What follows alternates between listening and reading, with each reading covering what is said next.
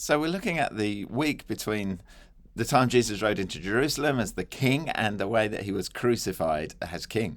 And that week, all sorts of different things happen. Two women are involved in the story. One comes with two small copper coins and puts them in the offering box, and Jesus makes an object lesson of that and talks about the way that she has given all that she had to live on, and therefore has given more than the guys who put in loads of money.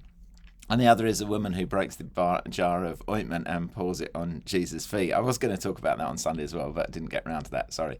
And just thinking about this transfer of trust that happens when this woman puts all she has into the temple. And I'm just wondering about how you do that. How we, in a world where most of us know that, we don't need to pray, give us our daily bread, because we've got that.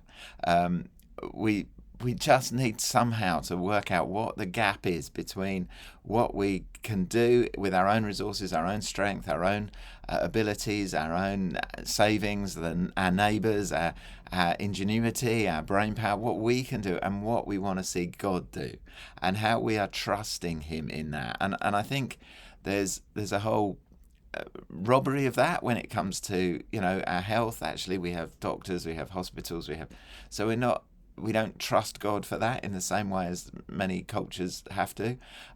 Financially, most of us are slightly better off than the day labourers in Jesus' day. We're not dependent on last night's catch of fish to eat today. There's a little more leeway for most of us in the system, and it's tragic when that's not the case, and we want to help those who don't have that leeway. But how can we trust? What are we trusting? And I suggested that it might be a financial thing, like it was for this woman, actually giving and expecting God to make up the gap. It might be a time thing where we just give more time to worship or to prayer or to scripture. Might be a time thing when we're giving more time to leading or to being part of a small group. Thank you. It might be something that we're trying to do in our workplace, where we deliberately trusting God for breakthroughs as we can step up in that, or in